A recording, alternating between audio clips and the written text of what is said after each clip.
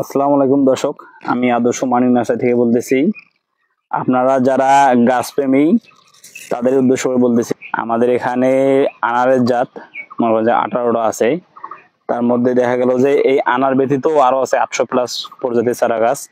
তো আমি আপনাদেরকে দেখাইতে চলতেছি যে আব্দুল মতিন ভাই গণপূর্ত বিভাগে জব করেন, ওনার একটা নিজে হাতে বানানো একটা বাগান আছে, আনারের বাগান। সেটা আপনারা দেখতে পাচ্ছেন, এই আনারের বাগানের সামনে আমি দাঁড়িয়ে আছি। সেই আনারের বাগানটা আমি আপনাদেরকে দেখাবো। এখানে মানে 18টা জাত লাগানো আছে। এই 18টা জাত থেকে আবার এগুলাতে যে এগুলা যে আগারগুলো বার হয়েছে এগুলাকে ছান বলা হয়। যখন কলম করে এগুলা কাটি নেয়, এই কাটি নেওয়াতে এগুলা আমরা কিভাবে কলম করতেছি না করতেছি আপনারা আমার সাথে থাকুন। আমি আপনাদেরকে দেখাইতে চলতেছি কিভাবে আমরা কলম করি, এবং তার পাশাপাশি আমাদের যে আনারের যে বাগানটা, সেই আনারের বাগানটাও আমি আপনাদেরকে দেখাইতে চলতেছি। তো দর্শকের সামনে দেখতে পাচ্ছেন, এটা হলো অনেক বড় 18টা জাতের বাগান লাগাইছে।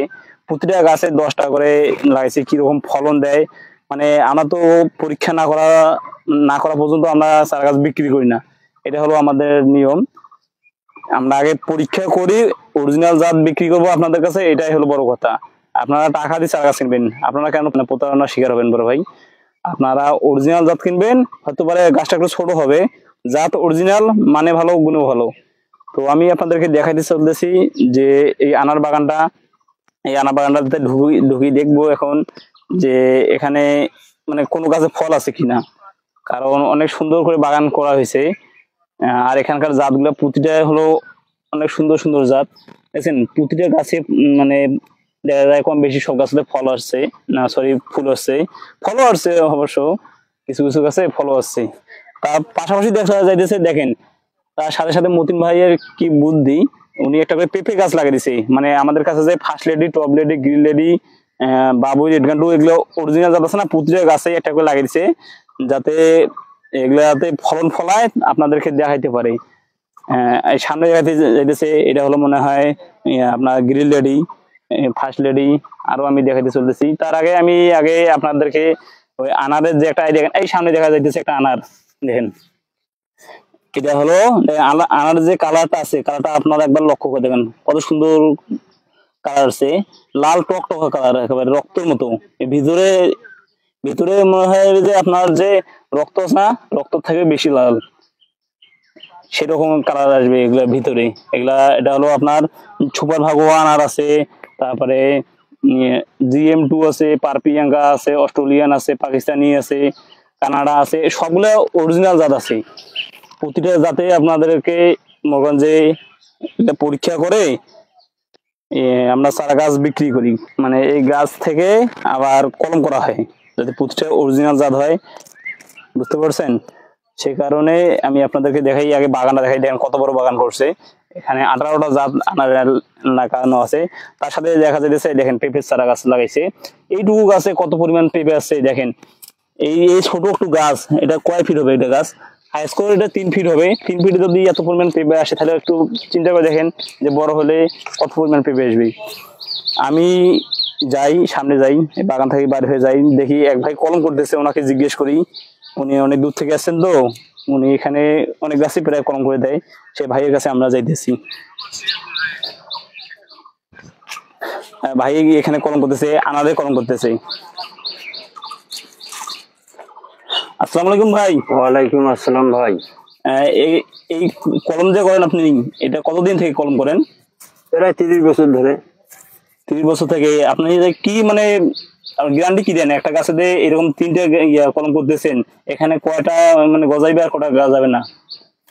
সবটাই গাজাবে, সবটাই গাজাবে। তাহলে সবটাই গাজাবে। কেউ যে বলে যে কলম হয় না, ওরা কি কলম করতে পারে না নাকি সঠিক লাগাইলে তোরতাম হইলেই হবে না, কলমের একটু অনির্বিষ হলে হবে না, কলমের রগে রগে মিলিয়ে দিতে হবে। তো দর্শক দেখুন, ভাই দেখাইতেছে কিভাবে কলম করতে হয়। এটা কি মাঝখানে কাটলে হবে না? এটার আপনি যে সাইডে কাটলেন, এটা মাঝখানে কাটলে হবে না?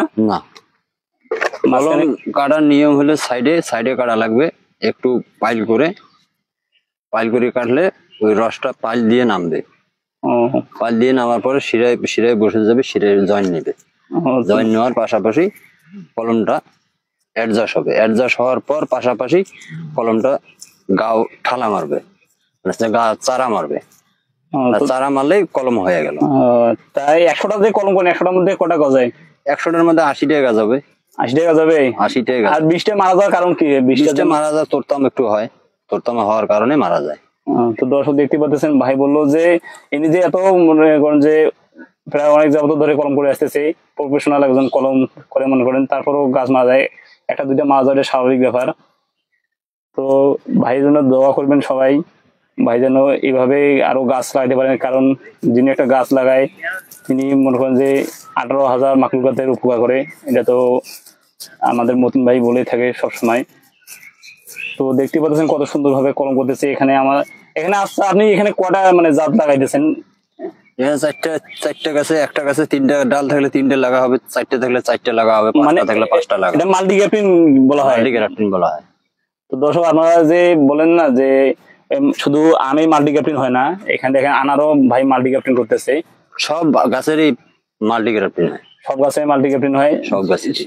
সেক্ষেত্রে দেখেন ভাই এখানে আনারের গাছে মাল্টি গ্রাফটিং করতেছে। এক গাছে 3টে ছান, যেমন এখানে সুপার ভাগোয়া লাগাইতেছে মনে করেন, তারপরে অস্ট্রেলিয়ান লাগাইছে, পারপিয়াঙ্কা লাগাইতেছে, এরকম 3টে জাত মিলিয়ে লাগাইতেছে, তাই না ভাই? জি স্যার। তো দেখতে পাচ্ছেন এগুলো সবগুলো লাগাবে ভাই। আবার এদিকে আছে এগুলা হলো, এগুলা কি ডালিম থেকে কাটানো হয়েছে নাকি? ডালিম থেকে আনার, ডালিম থেকে কাটানো হয়েছে না, ডালিম থেকে আনারে পরিণত হয়েছে। ডালিমটা তো দেশি না? না না, ডালিমটা তো দেশি। এটা যেটাতে আমরা লাগাচ্ছি এটা হলো দেশি, আর যেটা কাটছি ওটা হলো ইন্ডিয়ান। হ্যাঁ, এটাকে হাইব্রিড বলা হয়।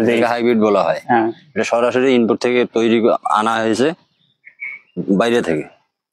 এগুলো বাইরে থেকে ইনপুট করে আনতে হয়, তাই না? বাইরে থেকে ইনপুট করে আনতে হয়, তারপর আমরা মাদার তৈরি করি, মাদার থেকে চারা তৈরি করি। মা গাছ আছে ভেতরে, ওই মা গাছ থেকে প্রোডাকশন করি আমরা, তো কালেকশন করি। কালেকশন করার পর তারপর আমরা এই যে বীজের চারাই লাগাই। মতিন ভাই যে বাগানটা করছে ওই বাগান থেকে কি এগুলো ছান কাটাই আনি লাগানো হইতেছে? জি না, মতিন ভাই তো বাইরে থেকে চারা আনছে না, বাইরে থেকে চারা আনার পর ওই এই যে বাগানটা করছে ওই বাগান থেকে গিয়ে ছান কাটাই লাগানো হইতেছে, তাই না? হ্যাঁ হ্যাঁ হ্যাঁ। এটা বলতেছিলাম যে মতিন ভাই দেখেন, আপনারা দেখেন মতিন ভাই যে বাগানটা করছে, বাগানে ফল হইতেছে, তারপরে এখান থেকে কলম করা হইতেছে। তো দর্শক ভিডিওটা বেশি বড় করবো না, ভাইয়ের জন্য একটু দোয়া করবেন। আর যে কোনো চারা গাছ লাগলে অবশ্যই আদর্শ মানিক নার্সারির সাথে যোগাযোগ করবেন, স্ক্রিনে দেওয়া নাম্বারটাতে যোগাযোগ করবেন, শেষে 89 অথবা 45 নাম্বারে অবশ্যই যোগাযোগ করবেন। এই সবগুলো অরিজিনাল জাত পাবেন এবং গ্যারান্টি সহকারে পাবেন। দেখুন আমরা কিভাবে কলম করতেছি না করতেছি সেগুলো আপনাকে A to Z দেখাইতেছি। আর এই ভাইয়ের কলম গুলার একবার স্পিডে দেখেন, আপনারা এইভাবে টেপটা পেঁচাইতে পারবেন না এত স্পিডে, যেভাবে টেপটা পেঁচাইতেছে। এটাকে পলি বলা হয়, এটা পলি না, টেপ তো না, পলি পলি পলি পলি কাগজ। দেখুন না আপনারা। তো দর্শক ভিডিওটা বেশি বড় না করি, সবাই ভালো থাকেন। আসসালামু আলাইকুম।